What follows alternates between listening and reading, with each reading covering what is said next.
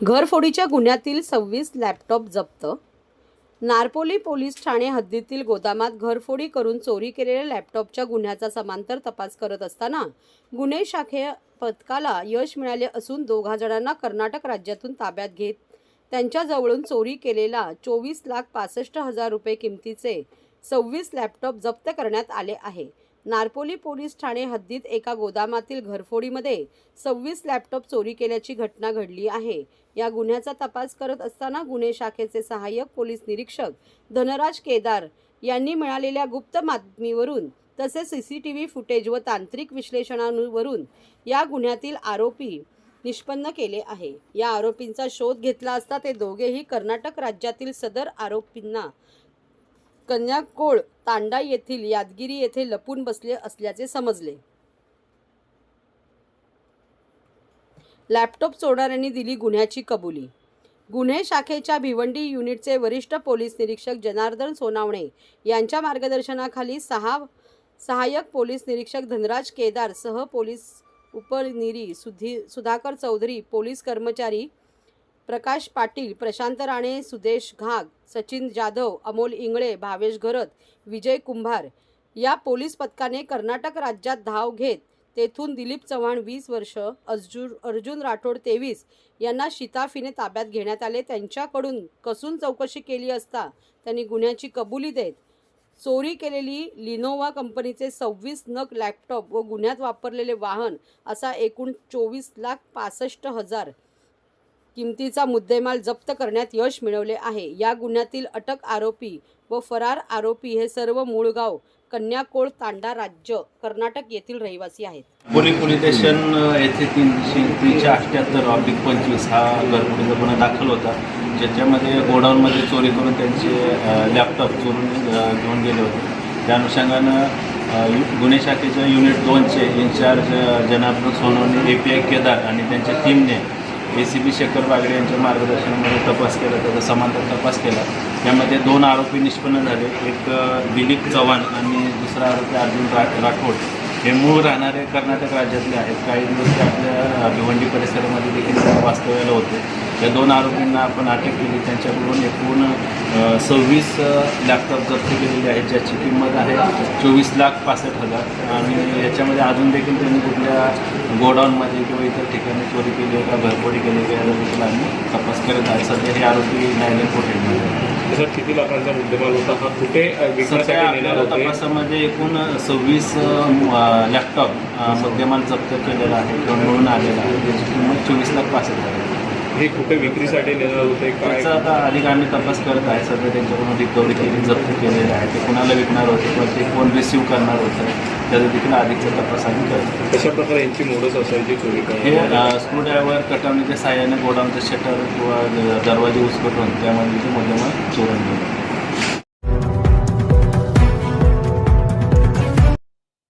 महाराष्ट्रातील भगिनींना आधार देणारी राज्य शासनाची मुख्यमंत्री माझी लाडकी बहीण योजना. या योजनेअंतर्गत अल्प उत्पन्न गटातील 21 ते 65 वयोगटाच्या भगिनींना मिळणार दरमहा 1,500 रुपयाची मदत. अर्ज करण्यासाठी 31 ऑगस्ट 2024 पर्यंत मुदतवाढ. कुटुंबाचं वार्षिक उत्पन्न 2.5 लाख रुपयांपेक्षा कमी असलेल्या महिला पात्र. कुटुंबाकडे पिवळं किंवा केशरी रेशन कार्ड असल्यास उत्पन्नाचा दाखला आवश्यक नाही. पांढरं रेशन कार्ड असेल किंवा रेशन कार्ड नसेल तर कुटुंबाचं वार्षिक उत्पन्न 2.5 लाखांपेक्षा कमी असल्याचा दाखला आवश्यक. योजनेसाठीचा ऑनलाईन अर्ज नारी शक्ती दूत ॲपवरून किंवा पोर्टलवर भरता येईल. ज्या भगिनींना ऑनलाईन अर्ज भरता येत नसेल त्यांच्यासाठी अंगणवाडी, ग्रामपंचायत, वॉर्ड ऑफिस, सेतू सुविधा केंद्रामध्ये किंवा आशाताई बचत गटाच्या CRP यांची मदत उपलब्ध. आता आपल्याला अभिमानानं म्हणता येईल, सुखी आणि सुरक्षित आहे माझी लाडकी बहीण.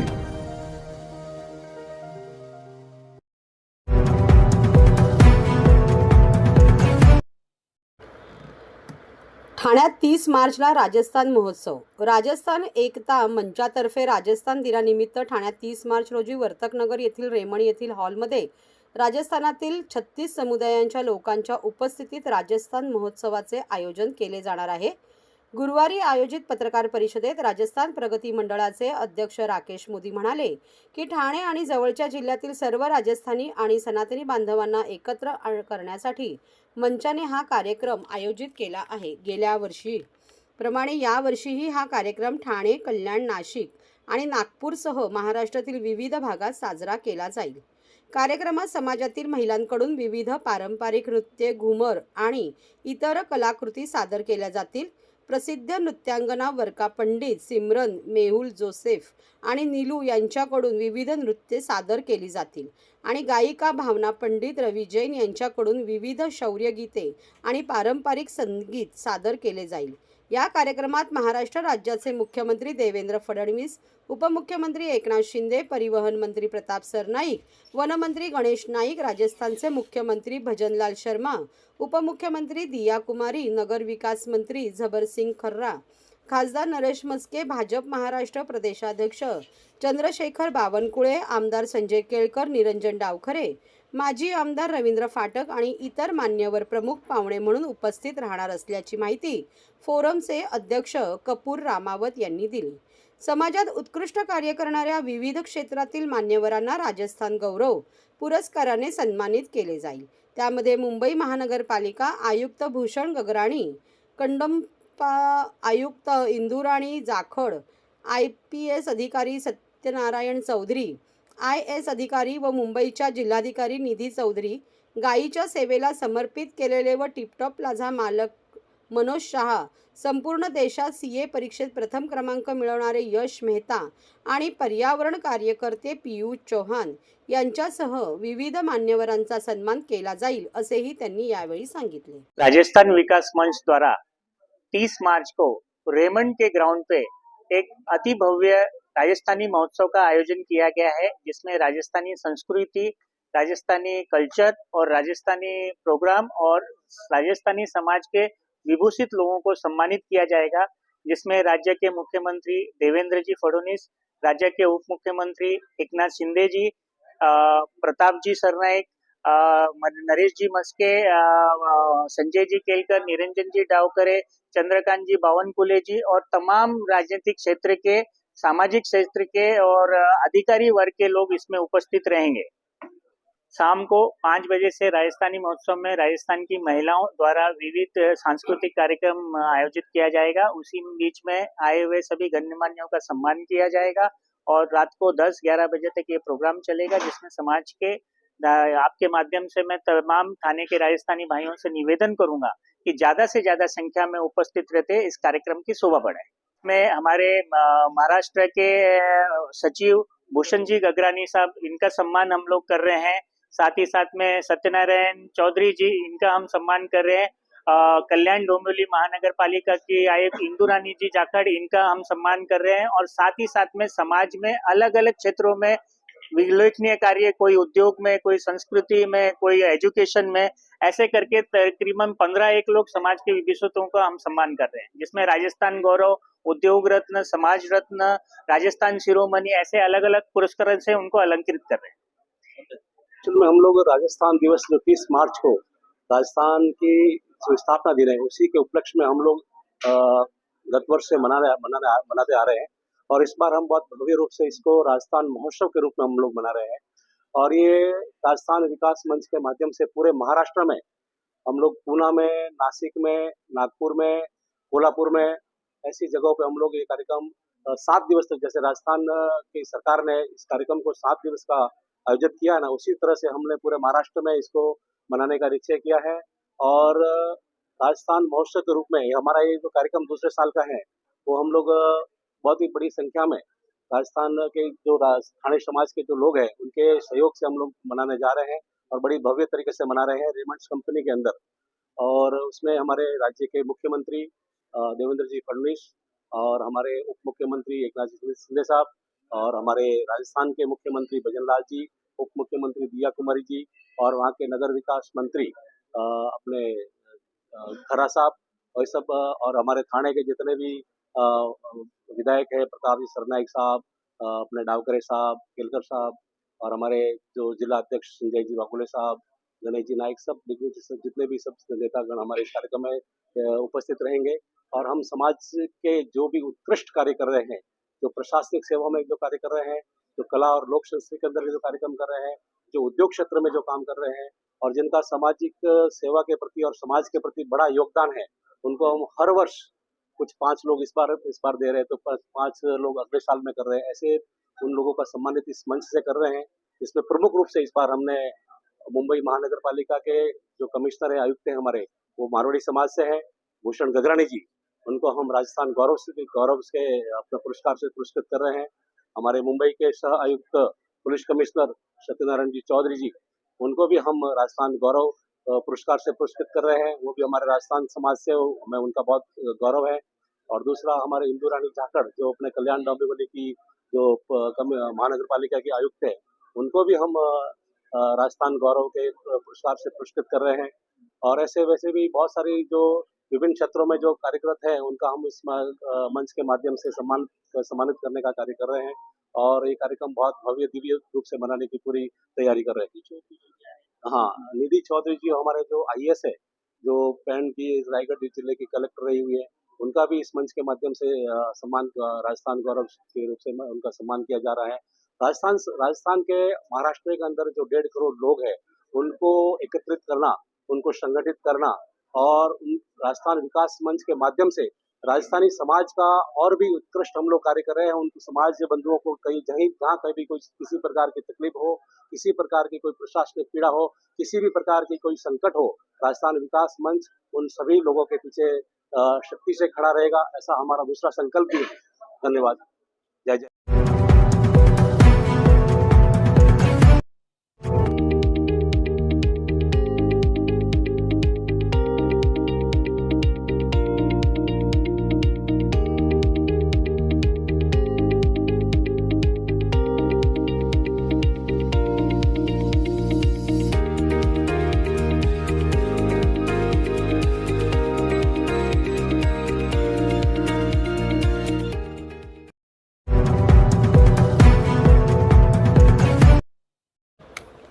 बारा 12,000 वाहनांना रस्त्यांवर मिळणार तळ.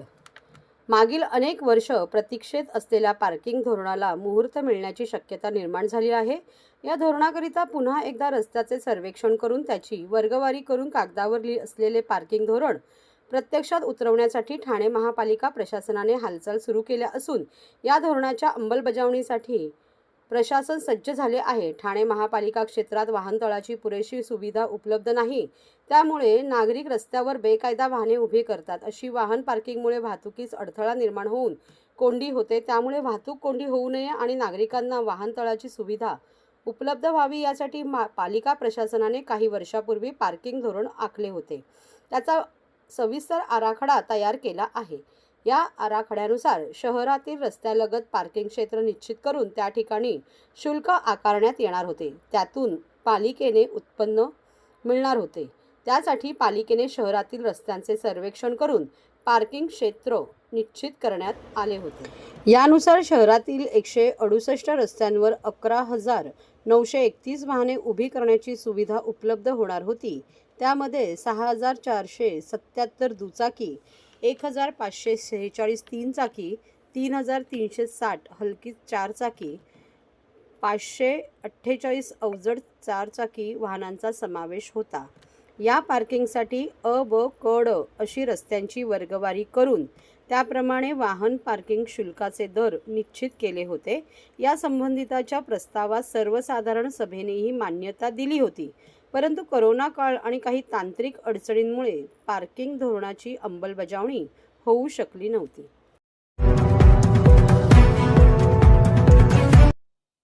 ठाणे पोलिसांनी जप्त केलेल्या दुचाकींचे मालक गायब. ठाणे वाहतूक पोलिसांनी जप्त केलेल्या दुचाकींना कुणी वालीच उरला नसून त्यांचे मालक गायब झाले आहे. त्यामुळे विविध गुन्ह्यात तसेच नाकाबंदीत जप्त केलेल्या दुचाकी ही ठाणे पोलिसांची डोकेदुखी वाढवत आहे. या दुचाकी ताब्यात घेण्यासाठी वाहन मालक येत नसल्याने या बेवारस वाहनांचा लवकरच लिलाव करण्यात येणार असल्याचे पोलिसांनी गुरुवारी जाहीर केले. त्यामुळे जप्त केलेली वाहने सोडवण्याची शेवटची संधी असल्याचे ठाणे पोलिसांनी सांगितले. नौपाडा वाहतूक शाखेने मागील वर्षी ड्रंक अँड ड्राईव्ह विरोधी मोहीम राबवताना 4 तसेच 11 बेवारस दुचाकी जप्त केल्या आहेत. या वाहनांची कायदेशीर प्रक्रिया पार पडली आहे. मात्र या दुचाकींचे मालक अद्याप आपल्या दुचाकींचा ताबा घेण्यास आलेले नाही. त्यामुळे ही वाहने सांभाळण्याचे अतिरिक्त काम वाहतूक पोलिसांवर पडले आहे. नौपाडा वाहतूक उपविभागाकडून जप्त केलेल्या दुचाकी 3 हात नाका येथील उड्डाण पुलाखाली उभ्या करण्यात आलेल्या आहेत. तर श्रीनगर पोलीस ठाण्यामध्ये ही वाहने धूळ खात पडून आहेत. या दुचाकींच्या मालकांनी कागदपत्रे सादर करून आपली वाहने घेऊन जावीत, अन्यथा 8 दिवसानंतर ही वाहने लिलावात काढली जाणार असल्याचे पोलिसांनी सांगितले.